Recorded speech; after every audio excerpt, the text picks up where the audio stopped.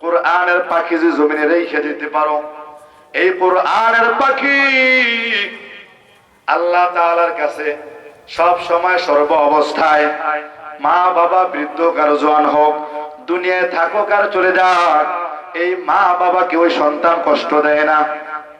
কথা বলেন না? আলেম সন্তান মা বাবার কষ্ট দেয়? আপনারা একটা প্রমাণ দেখান যে অমুক ব্যক্তির আলেম, অমুক ব্যক্তির সন্তান হাফেজ, মাওলানা, মুফতি, কিন্তু মা বাবার বৃদ্ধাশ্রমে নিয়ে দিয়েছে, বা মা বাবার সকাল বিকাল বাইরায়, বা মা বাবাকে সকাল বিকাল গালি দেয়, এমন কি একজন আছে?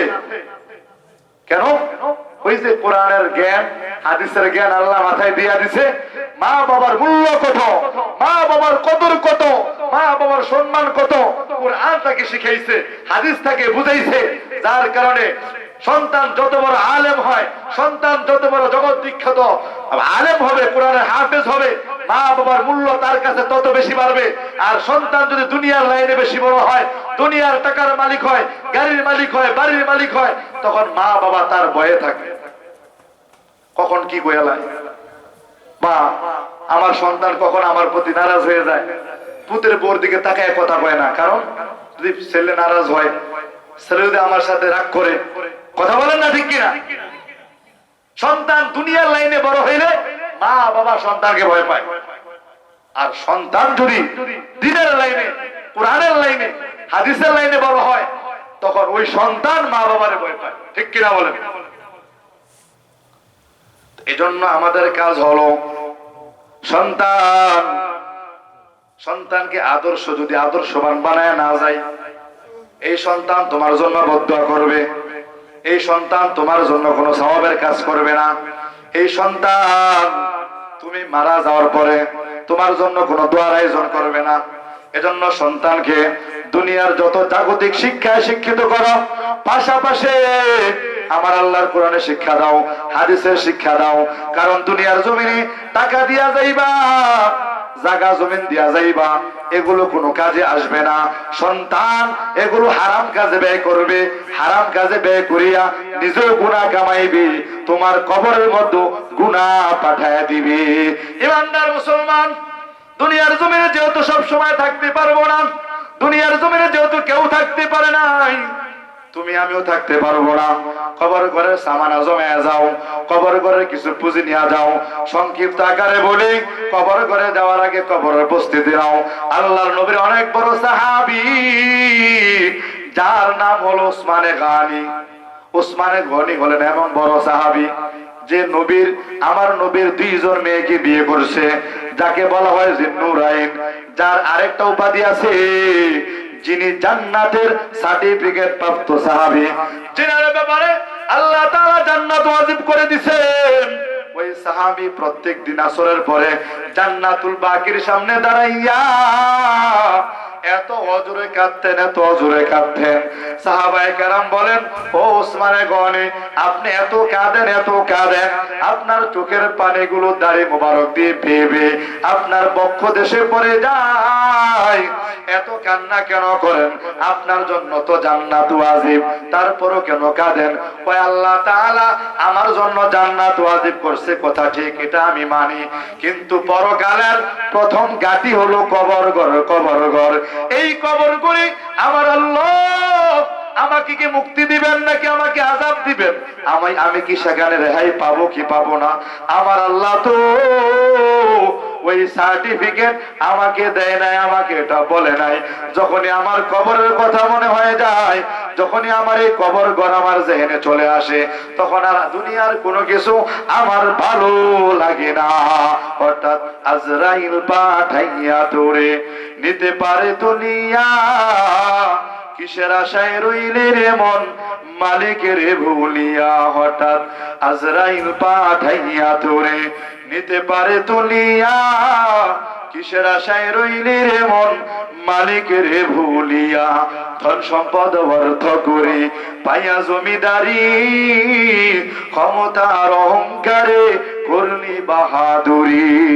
এমন আছে না নাই? কথা বলেন, আছে। তাহলে কবর করে যাওয়ার আগে কি সামানা জমা, কবরে যাওয়ার আগে কবরের পুঁজি কিভাবে জমাইবা? আল্লাহর নবী সাল্লাল্লাহু আলাইহি ওয়াসাল্লাম বলেন, ও দুনিয়ার মানুষ শুনিয়া নাও, কবরের প্রস্তুতি কিভাবে নিবা। বলে যখন তুমি ঘুমের ঘরে যাইবা, যখন আমি আপনি ঘুমের ঘরে যাই, আমাদের পাগুলো সামনের দিকে দিয়া মাথাটা সোজা করিয়া যখন হাতগুলো সোজা করে আমি শুয়ে যাই, তখন আল্লাহ নবী বলেন তুমি মুরাকাবাটা করো। তুমি যখন খাটিয়ার মধ্যে শুইবা, মসজিদের খাটিয়ার মধ্যে শুইবা, এই খাটিয়াটার মধ্যেও তুমি লম্বা লম্বি থাকবা, তখন তুমি এভাবে থাকবা, সবাই তোমার জন্য কান্নাকাটি করবে। কেউ যাবে বাঁশ কাটতে, কেউ যাবে আবার কাফনের কাপড় বাজার থেকে আনতে, কেউ বা আবার মাইকের মধ্যে এলান করবে। এভাবে সবাই যখন সব আঞ্জাম দেওয়া শেষ হয়ে যাবে, কিছু লোক তোমার জন্য গরম পানি করবে। ইমাম সাহেবকে বলবে ইমাম সাহেব বাবার জানাজা না পড়াইয়া কোথাও যাইবা না। ইমাম সাহেব জানাজা পড়ানোর জন্য প্রস্তুত হয়ে যাবে। এভাবে তোমার জানাজা পড়াইয়া এলাকাবাসী মিলিয়া তোমাকে ওই গুরুস্থানের দিকে নিয়ে যাইবে। তুমি মনে করবা সবাই তোমার সাথে যাইতেছে, না না না। যখন কবর করে রাখবে, 2 জন কিংবা 3 জন নামবে, তখন তুমি মনে করবা তারা বুঝে তোমার সাথে যাইবে। বলে না না না, 1 জন কিংবা 2 জন যখন লাফ দিয়ে উঠে যাইবে, থাকবে 1 জন, তখন তুমি মনে করবা ওই 1 জন মনে হয় তোমার সাথে কবরে থাকবে। ওই লোকটাও একটু পরে লাফ দিয়া উঠিয়া যাইবে কি যাইবে না। এভাবে যখন তুমি আমি মুরাকাবা করব, যখন এভাবে মৃত্যুর মুরাকাবা চলে আসবে ইমানদার মুসলমান, তখন তোমার মধ্যে আমার আল্লাহর মারিফত আসবে। আমার আল্লাহ তাআলার নাফরমানি ছেড়ে দিবা। যারা দাড়ি রাখো নাই দাড়ি রেখা দিবা, যারা নামাজ ছেড়ে দিয়েছো নামাজ ধরে ফেলবা, যারা অন্যায় অবিচার করো তারা ছেড়ে দিবা, জিনা ব্যভিচার ছেড়ে দিবা। একমাত্র কেবলমাত্র আমরা অন্যায় করি শুধুমাত্র আমাদের অন্তরের মধ্যে মৃত্যুর ভয় না থাকার কারণে। ঠিক কিনা বলেন? গোরস্থানের একটু মাটি বাইনা করে রাখে রে, গোরস্থানের একটু মাটি বাইনা করে রাখ। আতর গোলাপ সুরমা চন্দন কাফন নামের দেহ বন্ধন, আতর গোলাপ সুরমা চন্দন কাফন নামের দেহ বন্ধন।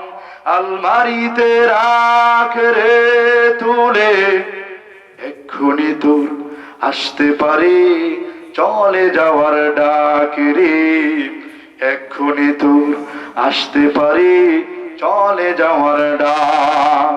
ভালো মন্দ শত্রু মিত্রু কেউ বা যদি রয়, ভালো মন্দ শত্রু মিত্রু কেউ বা যদি রয়, যাবার আগে সবার সাথে, যাবার আগে সবার সাথে দেখা যেন হয় রে, দেখা যেন হয়।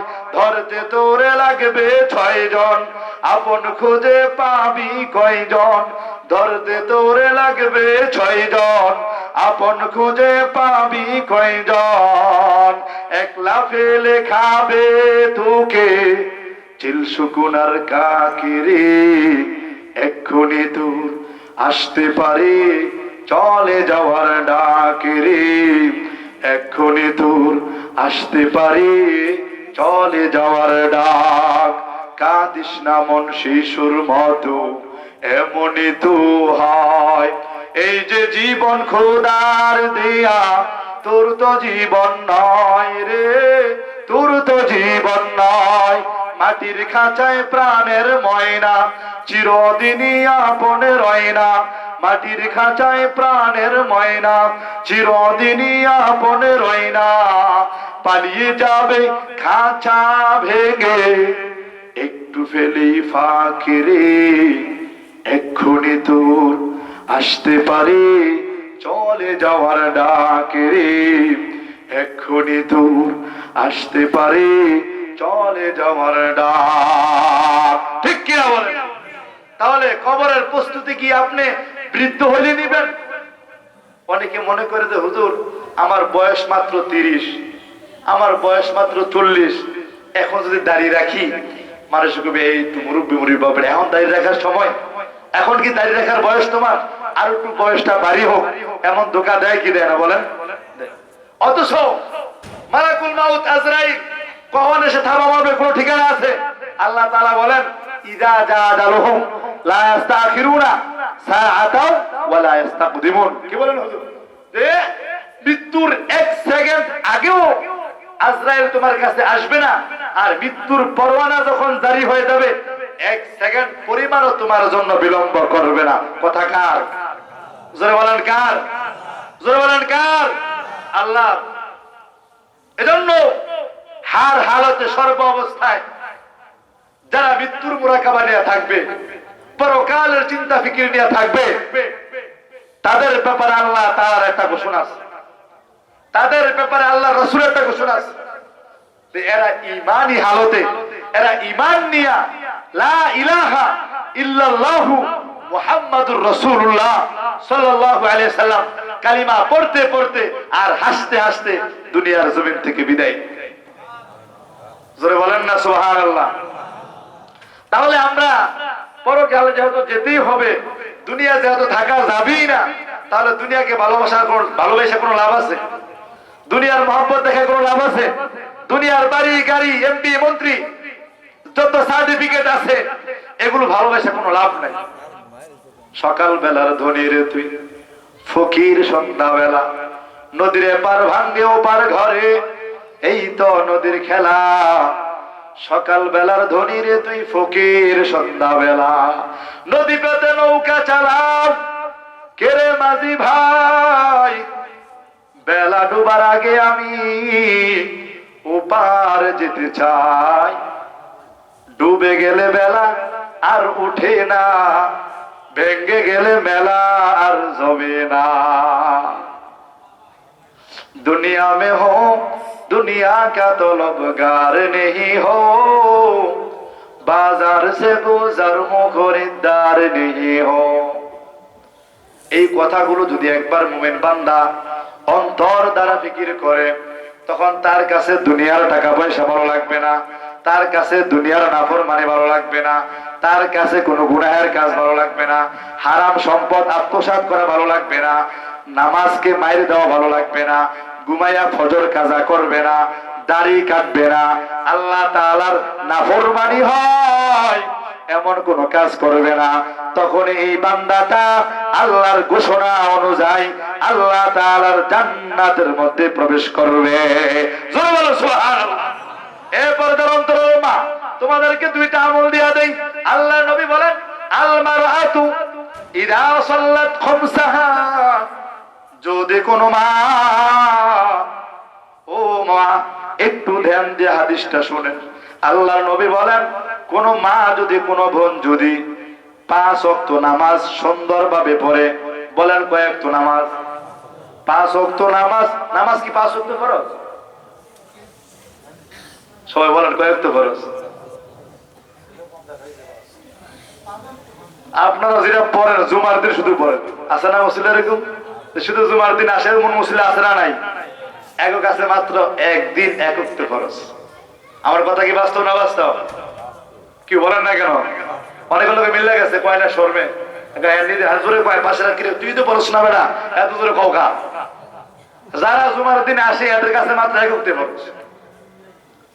মুসা নবী বারবার কইছিল হাবিব আপনি আরো কমায় আনেন। কমাইতে কমাইতে কত ওয়াক্ত কমাইছে? 45 ওয়াক্ত কমাইছে, মাত্র 5 ওয়াক্ত আছে। মুসা নবী কয় আরো কমায় আনেন। কয় না আমার লজ্জা লাগে। মেরাজ রাতে ঘটনা আপনি হাদিস জানেন না? আমার লজ্জা লাগে, আমি আল্লাহর কাছে বারবার যাইতে পারবো না। কয় না দেখবেন পারতো না, কারণ বনি ইসরাইল আমি চড়াই আইছি, এদেরকে আমি থাইকাইছি, এরা পারতো না। এবার আপনারা বলেন ওই মুসা নবীর কথা ঠিক আছে না বেঠিক? আমরা তো ওই উম্মতেই, আমরা 5 ওয়াক্ত পড়ি না। এমনও বহু আছে একটু কষ্ট হলেও বই আখিরি মুনাজাতটা ধরে যাবো, ফজর পড়লে পড়বো না পড়লে নাই, আছেন এরকম? দেখবো যে অনেকই ফজর পাওয়া যাবে না। আবার এনে অনেক এমন আছে আজকের জোহর আসর মাগরিব এশা পরে নাই, ওই আইসে টু আসুন তো আর কি, আবার যাবো আগের মধ্যে থাকবো। এমনকি কেউ নাই যে এশা নামাজ পড়েন না আজকে, আছে না? আছে। আমরা হলাম এমন ইমানদার, এমন মুসলমান। তো মাদেরকে একটা আমল দিছিলাম, আমলটা শুনেন। মাদের না আপনাদের আছে।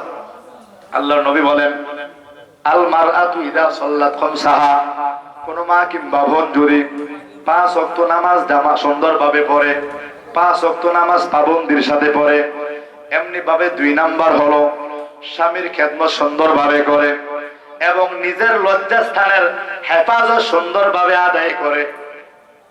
নামাজ সুন্দরভাবে পড়ে, স্বামীর খেদমত সুন্দরভাবে করে, লজ্জাস্থানের হেফাজত করে। আল্লাহর নবী বলেন, হাসরের ময়দানে এই মাদেরকে বলা হবে, তাকায়া দেখো, জান্নাতের 8টি দরজা খোলা আছে, যে কোনো একটা দরজা দিয়া তুমি জান্নাতের মধ্যে চলে যাও। রমজানের রোজা রাখে, কথাটা ছুটে গেছে। 5 ওয়াক্ত নামাজ, রমজানের রোজা, স্বামীর খেদমত, এরপর কি বললাম, হাফিজাত ফরজাহা, লজ্জাস্থানের কি করে হেফাজত করে। 5 ওয়াক্ত নামাজ, স্বামীর খেদমত, লজ্জাস্থানের হেফাজত এবং রমজান মাসের রোজা সুন্দরভাবে আদায় করে। আল্লাহ নবী স্পষ্টই হাদিস বুখারী মুসলিম সহিহাইন একসাথে আসছে, আল্লাহ নবী বলবেন যে 8টি দরজা খোলা আছে, তুমি যে কোনো একটি দরজা দিয়ে জান্নাতে চলে যাবে।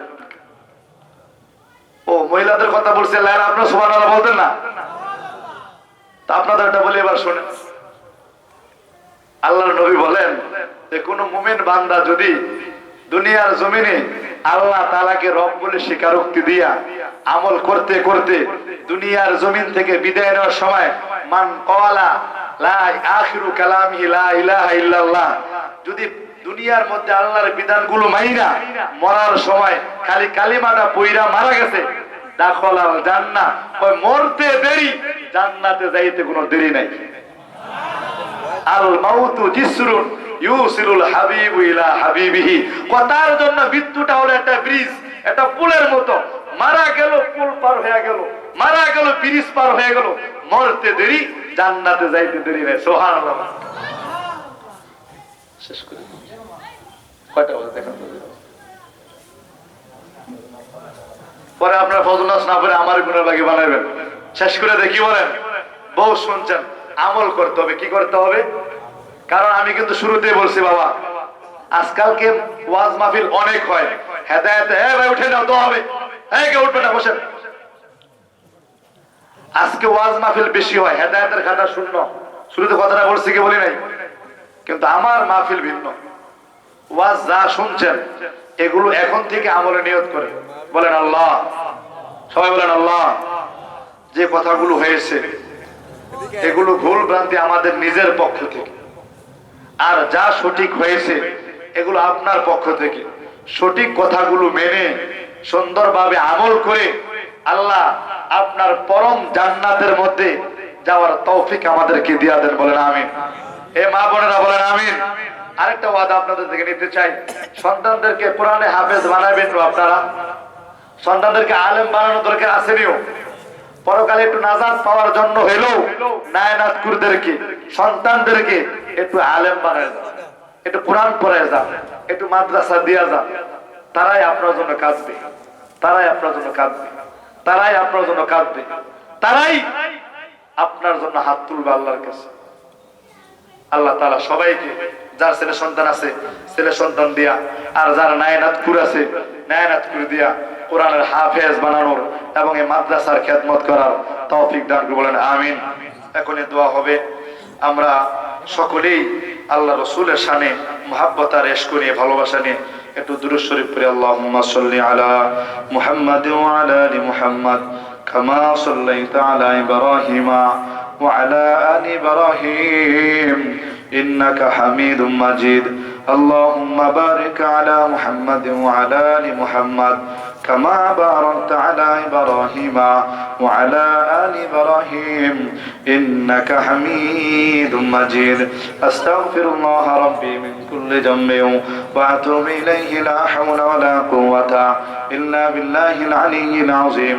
أستغفر الله ربي من كل ذنب وأتوب إليه لا حول ولا قوة إلا بالله العلي العظيم. أستغفر الله ربي من كل ذنب وأتوب إليه لا حول ولا قوة إلا بالله العلي العظيم. এলাকার কবরবাসীদের উদ্দেশ্যে, যাদের মা বাবা চলে গেছে তাদের উদ্দেশ্যে আমরা সূরা ফাতিহা একবার, সূরা ইখলাস 3 বার পাঠ করি। আউযু বিল্লাহি মিনাশ শাইতানির রাজীম। বিসমিল্লাহির রহমানির রহিম।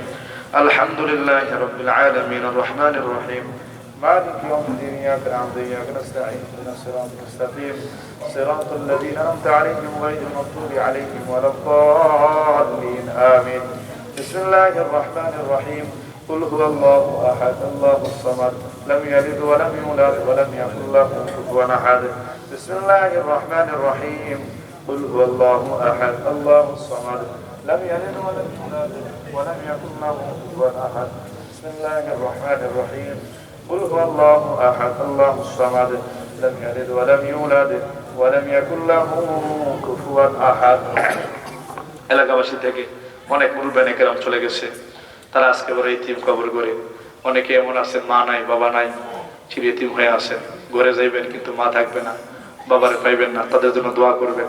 এই মাদ্রাসার জন্য দোয়া করবেন, মাদ্রাসা যারা দায়িত্বশীল আছে তাদের জন্য দোয়া করবেন। যারা মাদ্রাসা দিয়ে গেল তারা হয়তো দুনিয়াতে নাই, তাদের জন্য দোয়া করবেন। এখানে পাশে একটা মাদ্রাসা আছে, এই মাদ্রাসার প্রতিষ্ঠাতা যিনি হয়তো দুনিয়াতে নাই, অথবা তার পূর্বপুরুষ পিতৃকুল মাতৃকুল যারা কবর দেশে চলে গেছে তাদের জন্য দোয়া করবেন।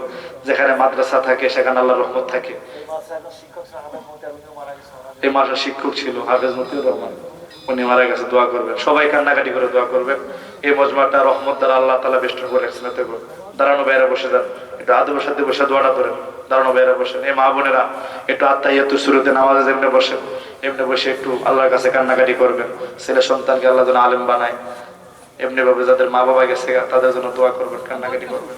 আমার মা নাই, আমার মায়ের জন্য আপনারা দোয়া করবেন। আমি আপনাদের মুসাফির মানুষ, আমি আপনাদের মা বাবার জন্য দোয়া করব। আল্লাহুম্মা আমিন। ربنا ظلمنا أنفسنا وإن لم تغفر لنا وترحمنا لنكونن من الخاسرين ربنا فاغفر لنا ذنوبنا وكفر عنا سيئاتنا وتوفنا مع الأبرار اللهم اغفر لحينا وميتنا وشاهدنا وغائبنا وصغيرنا وكبيرنا وذكرنا وأنثانا يا حي يا قيوم برحمتك نستغيث يا حي يا قيوم برحمتك نستغيث يا قاضي الحاجات اقضي حوائجنا يا حلال المشكلات احلل مشاكلنا يا شافع الأمراض اشفع مرائضنا يا مجيب الدعوات أجب دعوتنا أي رب العالمين أي الله আপনি তাকে দেখে এই মধ্য রজনীতে আপনার বান্দা বান্দিগুলো আল্লাহ দুনিয়ার কোনো মাকসাদে নয়, দুনিয়ার কোনো কিছু পাওয়ার উদ্দেশ্যে নয়, একমাত্র আপনাকে পাওয়ার জন্য আল্লাহ এই